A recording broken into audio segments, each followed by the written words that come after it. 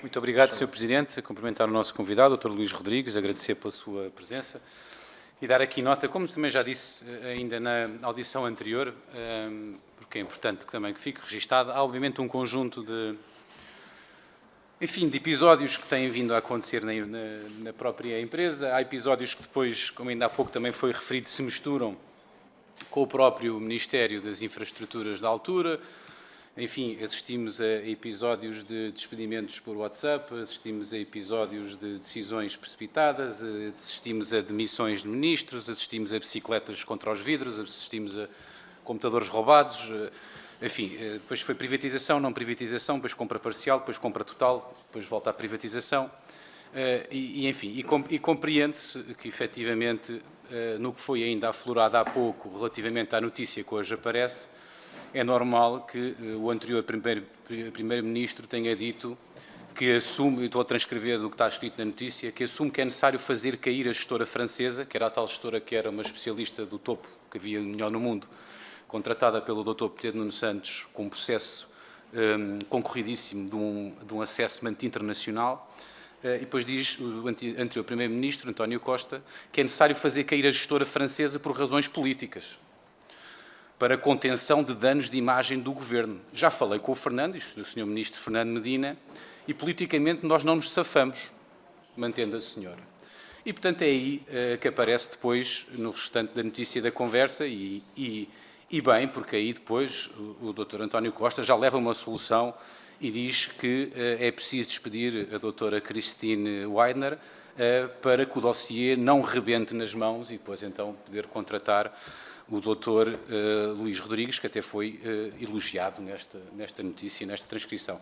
Bom, isto para dizer o quê? É importante que haja efetivamente duas coisas. Um primeiro é um sentido estratégico da empresa e, em segundo, que haja estabilidade e que haja a capacidade de permitir, pela via que o próprio Governo possa fazer, de permitir que a empresa tenha as condições para gerir, para fazer a gestão que tem que fazer e para cumprir com um plano, que é um plano que não só é um plano da empresa, como também é um plano que foi de alguma forma imposto por uma negociação que teve que ser feita ao abrigo de um financiamento.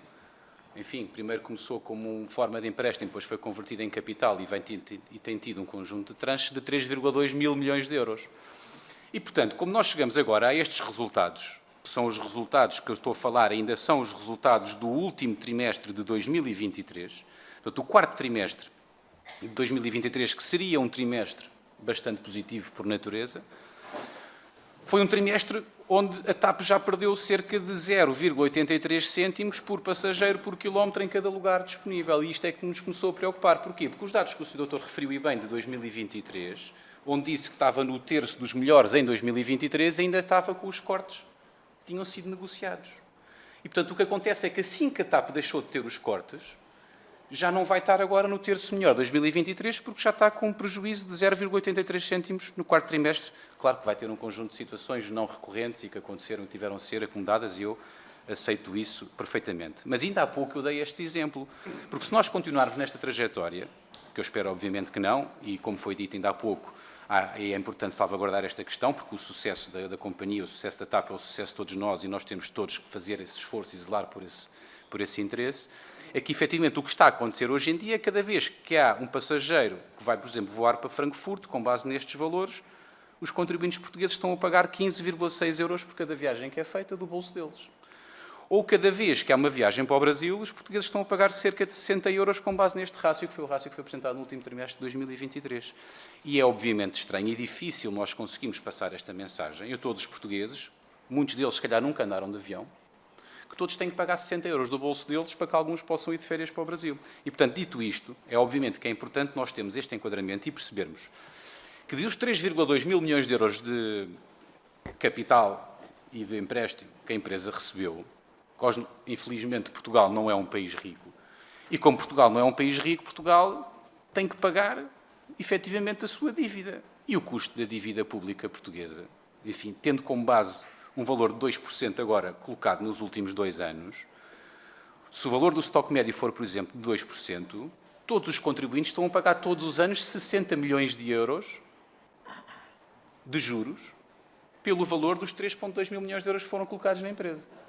E, portanto, a pergunta que eu faço ao Sr. Dr. Luís Rodrigues, que me parece, obviamente, pertinente e tem um sentido estratégico importante, é percebermos desta forma o que é que efetivamente está previsto na empresa neste momento, de como e de que forma é que vai remunerar o acionista para poder devolver as verbas que eu já disse na audição anterior e que as outras companhias receberam e já todas as devolveram.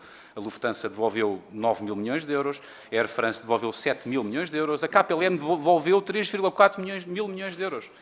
E, portanto, o que nós queremos saber, efetivamente, dos próximos anos, do que está previsto no desenvolvimento da empresa, quando e como é que a TAP vai fazer ou quer fazer a devolução desta verba, porque quando nós avaliamos estes montantes e estes rácios, sobretudo os rácios do custo por quilómetro e da receita por quilómetro, não nos podemos esquecer de uma coisa, é que a empresa está a ter estes valores e está a ter estes valores depois de uma injeção de 3,2 mil milhões de euros. E esta é a situação que obviamente nos preocupa e que exige que possamos ter aqui um acompanhamento próximo e direto e que a empresa possa, finalmente, ter condições para implementar o seu plano de negócio e possa agir com tranquilidade. Muito obrigado.